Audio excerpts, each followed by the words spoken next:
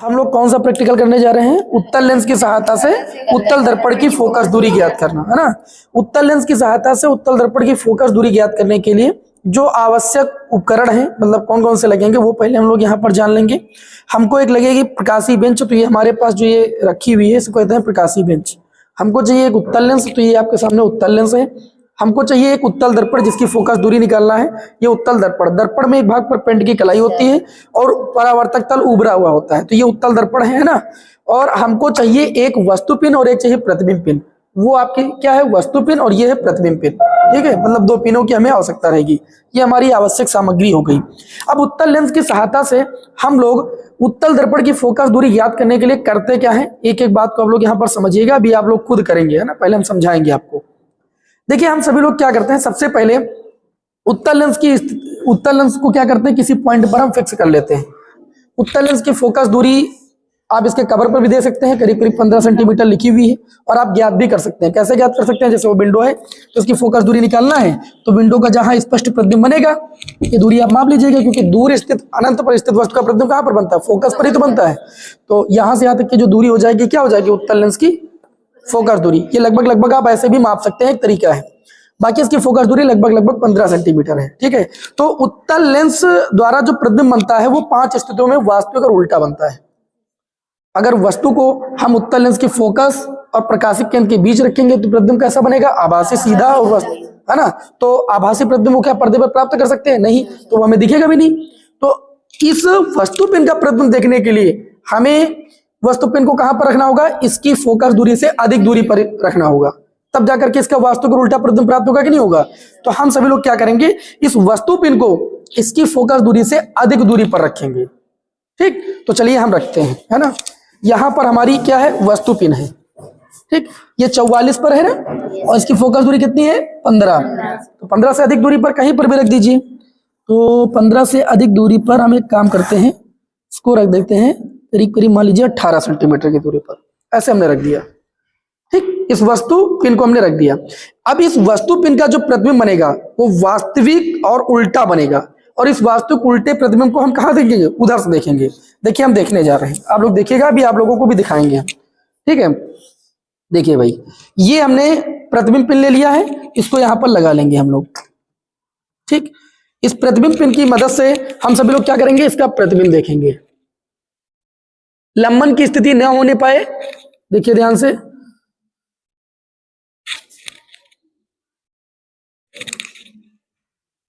Pin को थोड़ा ऊपर नीचे आप लोग कर सकते हैं। ठीक, अपनी आवश्यकता अनुसार आपको ये स्थिति प्राप्त करनी है। इधर उधर ले जाने पर लंबन की स्थिति ना बने।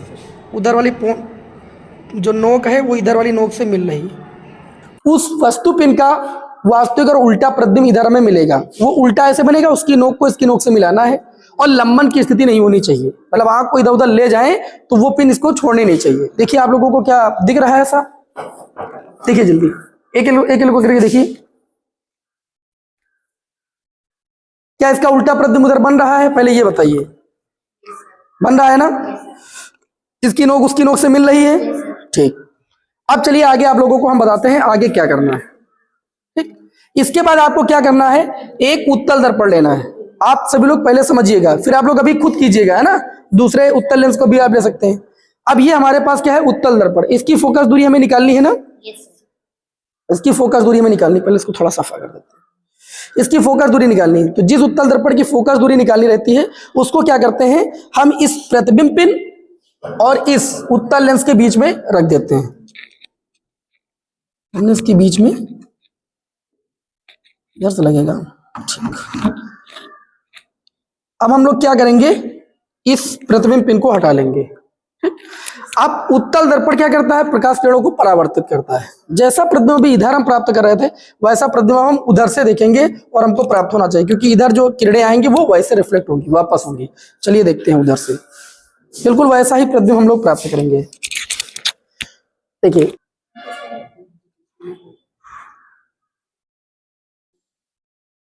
थोड़ा सा हम आगे पीछे करके पहले देखते हैं ना, फिर आप लोगों को दिखाते हैं।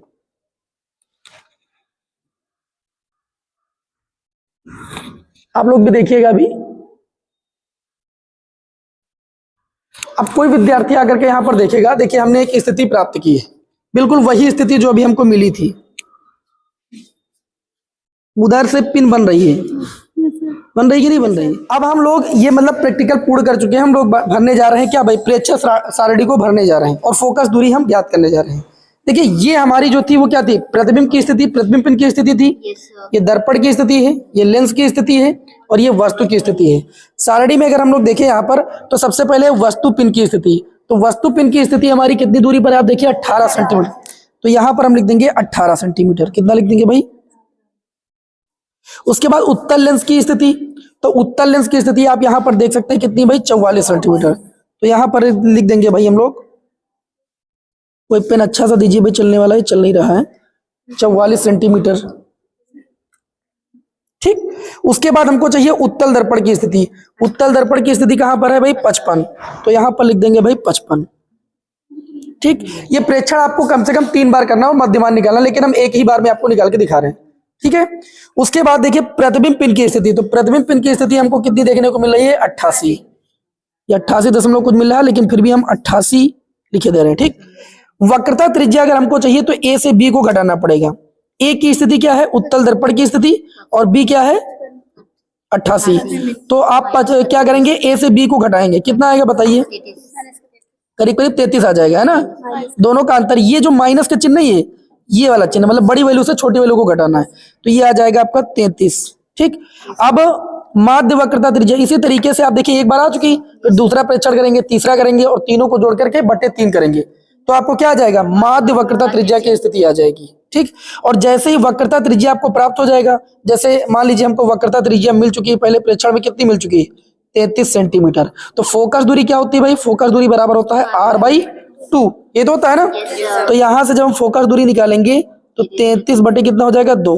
33 बटे 2 का मतलब होता है 16.5। मतलब ये जो हमारा उत्तल दर्पण है, इसकी जो फोकस दूरी आएगी वो कितनी आ जाएगी, 16.5 सेंटीमीटर।